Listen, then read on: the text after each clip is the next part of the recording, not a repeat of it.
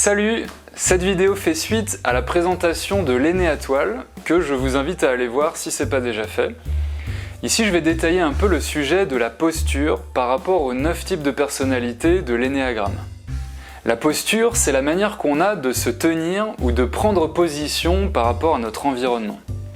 Dans l'aîné à toile, il y a 3 types de postures, le recul, l'assertivité et l'adaptation. On va regarder ça de plus près. Pendant que vous écoutez mes explications, je vous invite à vous demander à quel point chaque type de posture est développé dans votre personnalité. C'est-à-dire à quel point elle s'active de manière automatique ou au contraire à quel point c'est un effort pour vous de l'activer. Quelques remarques à ce sujet. D'abord, essayez d'être honnête. Sinon, vous ne ferez qu'entretenir un fantasme sur vous-même. Ensuite, souvenez-vous qu'aucune posture n'est mieux qu'une autre. Elles sont toutes utiles à leur manière et selon le contexte. Et enfin, quand je parle d'un type comme le type 2 ou le type 9, je ne parle que d'un type, je ne parle pas de vous. Ce n'est qu'une théorie sur vos tendances naturelles de personnalité. Regardons d'abord la posture de recul. C'est une sorte de retrait de la situation extérieure, le maintien d'une distance, une indépendance, qui va permettre, entre autres, de préserver son refuge intérieur, de s'y ressourcer, éventuellement de rêvasser tranquille. La posture de recul donne un peu l'impression, à vous-même comme aux autres, de ne pas vraiment faire partie de la situation. Comme si les choses se déroulaient globalement sans vous et que vous étiez une sorte d'élément annexe, désengagé. Dans cette posture, le rapport aux choses physiques est un peu distant et il peut s'avérer difficile de passer à l'action. Par contre, il y a certaines choses qui sont impossibles à faire quand on n'a aucun recul. Élargir sa vision des choses par exemple et faire des synthèses, ou profiter d'une certaine neutralité dans une situation grâce au fait qu'on n'est pas trop impliqué, ou encore limiter l'effet des événements extérieurs sur notre état intérieur grâce à la distance qui est prise. Il y a 3 types de personnalités parmi les 9 de l'énéagramme qui ont tendance à développer en priorité cette posture de recul. Il s'agit des types 9, 4 et 5. Je vais vous présenter maintenant comment je vois le recul pour chacun de ces 3 types d'une manière positive et constructive pour que vous puissiez vous en inspirer. Le type 9 est dans un recul instinctif ou corporel qui lui permet de favoriser la cohésion dans son environnement. C'est comme si dans une construction, il renonçait à prendre le rôle de brique pour prendre celui de ciment. Ou c'est comme un entraîneur sportif qui préfère ne pas jouer sur le terrain pour permettre à l'équipe de jouer le mieux possible. Ce recul instinctif du type 9, je l'appelle l'intégration. Il intègre en lui les différents éléments pour établir leur cohésion. Le type 4 est dans un recul émotionnel, c'est-à-dire que son état émotionnel se met en recul par rapport à celui de son environnement. Et ça lui permet de vivre pleinement son propre instant présent ou sa propre existence, de la ressentir de manière pleine et unique, indépendamment de ce que vivent les autres et auquel on a finalement peu accès. C'est une manière aussi d'être en contact le plus pur possible avec la vie tout entière, par la présence intérieure à ce ressenti personnel. Ce recul émotionnel du type 4, je l'appelle la contemplation. Le type 5 est dans un recul mental. Il se réserve un espace intérieur de réflexion où il peut suivre ses idées et mener sa recherche au calme. La distance mentale permet non seulement d'embrasser plus d'informations et de faire des synthèses, mais aussi de développer son esprit critique par rapport au sujet, en n'ayant pas le nez collé sur les avis des autres. Ce recul mental du type 5, je l'appelle la compréhension. Comprendre, c'est à la fois se faire une image mentale cohérente et c'est aussi prendre ensemble. On a donc l'intégration du 9, la contemplation du 4 et la compréhension du 5. Et avec ça, on a plus ou moins cerné la posture de recul. Le deuxième type de posture, c'est l'assertivité. C'est une affirmation de soi-même. Une expression, verbale ou non verbale, de notre volonté personnelle. Ici, on est sur le devant de la scène et on fait en sorte d'être celui ou celle qui prend les décisions. La posture d'assertivité peut donner l'impression, à soi-même ou aux autres, qu'on est au centre de l'énergie d'un endroit, comme si on était la personne importante de la situation, la personne principale ou essentielle à ce qui est en train de se passer. Dans cette posture, on va chercher plutôt à l'extérieur de nous-mêmes de quoi se satisfaire, plutôt qu'à l'intérieur comme en posture de recul. Et dans ce mouvement, on peut avoir tendance à écraser un peu les autres et avoir des difficultés à gérer ses émotions. Mais la posture d'assertivité permet certaines choses qui ne seraient pas possibles autrement.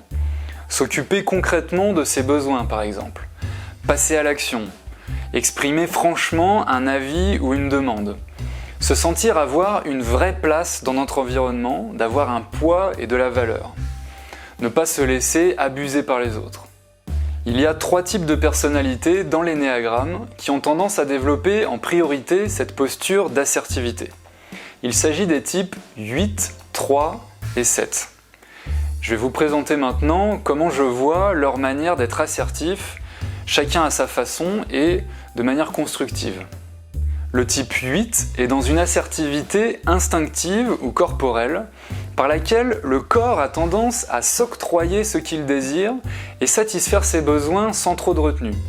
Le passage à l'action est instinctif et il y a quelque chose de très simple et très franc dans ce mouvement. J'ai quelque chose à faire, je le fais. Quelque chose à dire, je le dis. C'est efficace et ça donne un sentiment de puissance sur lequel les autres peuvent s'appuyer. Cette assertivité instinctive du type 8, je l'appelle l'assouvissement. C'est un peu brut et terre à terre, mais c'est aussi important que le reste. Le type 3 est dans une assertivité émotionnelle, c'est-à-dire qu'il va chercher activement et autour de lui de quoi satisfaire ses besoins émotionnels, donc se sentir valeureux et apprécié. Pour ça, la posture naturelle du 3 consiste à se présenter comme étant à la hauteur de la situation, prêt à relever le défi, même s'il y a quelques doutes derrière les apparences. On s'annonce capable et cette attitude positive renforce la motivation, la confiance et les chances de réussite. Cette assertivité émotionnelle du type 3, je l'appelle la fierté. Le type 7 est dans une assertivité mentale, c'est-à-dire qu'il a tendance à considérer ses propres idées comme étant intéressantes et bénéfiques pour tout le monde. Dans cette posture, il est important de pouvoir choisir ce qu'on pense et d'être en position de le proposer aux autres. On a confiance dans sa capacité à trouver des bonnes idées et on s'appuie dessus. C'est une force de créativité mentale et de proposition qui permet à soi-même comme au groupe de ne pas tomber en panne d'idées. Cette assertivité mentale du type 7, je l'appelle le choix. Ça signifie faire un choix et ça suppose d'avoir le choix. On a donc l'assouvissement du 8, la fierté du 3 et le choix du 7. Et avec ça, on a plus ou moins cerné la posture d'assertivité. Le 3e type de posture, c'est l'adaptation. C'est une conformation à une référence extérieure, autrement dit, une obéissance à une ligne de conduite à laquelle on adhère. C'est le respect d'un cadre grâce auquel on peut fonctionner socialement. La posture d'adaptation peut donner l'impression, à soi-même comme aux autres, qu'on détient la bonne manière de faire. Comme si on se disait « prenez exemple sur moi et le monde sera meilleur ». On a naturellement confiance dans notre référence et ça se distingue de l'assertivité par le fait que cette référence a été reçue et acceptée d'une source extérieure, comme nos parents ou la société, le regard d'une amie, etc. Bien sûr, ça peut devenir aussi une contrainte lourde, soit sur soi-même parce que ça s'impose sur nos envies personnelles, soit sur les autres sous la forme d'une moralisation. Mais c'est aussi un formidable guide, une contenance qui canalise la conduite de notre comportement. Ça limite le doute et ça offre une sécurité. Une fois que la référence a été adoptée, on n'a plus qu'à s'y référer et ça repose. Et puis on a besoin de ça un minimum pour fonctionner collectivement. Entre parenthèses, je fais une distinction entre l'adaptation et l'adaptabilité. Dans l'adaptation, on trouve sa référence et on s'y tient, au risque de devenir un peu rigide. Et dans l'adaptabilité, on se réadapte continuellement à notre environnement, avec le risque d'être un peu girouette. Les deux ont un intérêt et je crois que le défi de cette posture consiste à les concilier. Il ne reste plus que 3 types parmi les 9, donc il n'y a plus de surprise. Il s'agit des types 1, 2 et 6. Voici comment je conçois leur manière d'être adaptés, chacun avec son style et de manière constructive. Le type 1 est dans une adaptation instinctive, donc qui se fait d'abord par le corps. Il y a un idéal de conduite qui est enregistré par le corps et auquel le type 1 travaille à se conformer. Ce sont des valeurs qui se rapportent au bon fonctionnement des choses. Si on ne fait pas les choses d'une certaine manière, si on n'a pas la bonne attitude, ça ne fonctionne pas. Cet idéal de conduite, on l'apprend d'abord de la culture ambiante, et puis ça peut évoluer avec l'expérience personnelle. Et la conformation à ces valeurs crée une sorte de droiture intérieure, ou une fidélité à soi-même. Cette adaptation instinctive du type 1, je l'appelle l'intégrité. Le type 2 est dans une adaptation émotionnelle, c'est-à-dire qu'il accueille en lui-même les besoins des autres, leurs souffrances et leurs désirs, comme si c'était les siens. L'adaptation se fait ici par le cœur, par une connexion à l'autre et une perception de ses ressentis qui deviennent alors une référence de conduite. Les besoins de l'autre sont importants, j'y fais attention et j'en prends soin. C'est un mouvement qui pousse à aimer l'autre comme soi-même et qui est source d'ouverture sociale et de solidarité. Cette adaptation émotionnelle du type 2, je l'appelle l'empathie. Et enfin, le type 6 est dans une adaptation mentale. Son esprit se conforme à une idée extérieure, une idée qui a été établie avec d'autres personnes ou éventuellement par d'autres personnes, mais à laquelle on a choisi d'adhérer. Cette idée est donc une forme d'organisation collective. On prévoit de suivre telle ou telle direction, ou de s'y prendre de telle ou telle manière. L'idée est vécue comme un engagement et va donc guider la conduite à suivre. Et ça favorise la cohésion, la confiance et l'efficacité collective. Cette adaptation mentale du type 6, je l'appelle le contrat. On a donc l'intégrité du 1, l'empathie du 2 et le contrat du 6. Et avec ça, on a plus ou moins cerné la posture d'adaptation. Si vous voulez creuser le sujet un peu plus loin du côté de la psychologie, sachez que la psychiatre américaine Karen Horney a établi un modèle de 3 tendances de fonctionnement social qui se retrouvent aussi chez les animaux. Ce sont 3 manières de réagir à l'environnement et en particulier au danger. Il y a le mouvement d'éloignement, moving away from, le mouvement de confrontation, moving against, et le mouvement que j'appellerais de soumission, moving towards. Elle n'a pas connu l'énéagramme, mais des liens ont été faits entre ces 3 mouvements et les 3 triades que je viens de vous présenter, et que certains appellent justement les triades hornéviennes, en hommage à Karen Horney. Tout ça est disponible sur internet, je vous mets des liens sous la vidéo.